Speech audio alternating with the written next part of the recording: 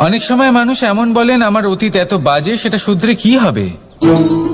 এই ভুলটাই তারা করে বসেন। দেখুন, আগে যা হয়ে গেছে, যা শুধুই অতীত, যা সত্য তা কখনো বদলানো যাবে না। কিন্তু এটাও সত্যি যে এখন থেকে সামনের যে পথ, সেটাও আপনার হাতে রয়েছে। আপনি একে ভালোও বানাতে পারেন, খারাপও বানাতে পারেন। তাই আপনার এটা শুধরে নেওয়াই উচিত।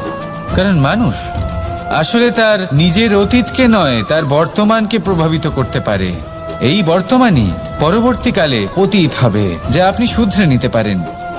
তাই আপনি সেই চেষ্টাই করুন, নিরন্তর চেষ্টা করুন। ধনাত্মক দৃষ্টিভঙ্গি নিয়ে নিজের বুদ্ধি প্রয়োগ করুন, সাহসের সদ্ব্যবহার করুন, যাতে আপনার আগামী সময় আপনি আরো ভালো করে তুলতে পারেন।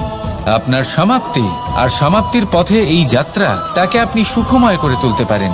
তাহলে এটাই করুন আর আমার সাথে ভালোবেসে বলুন,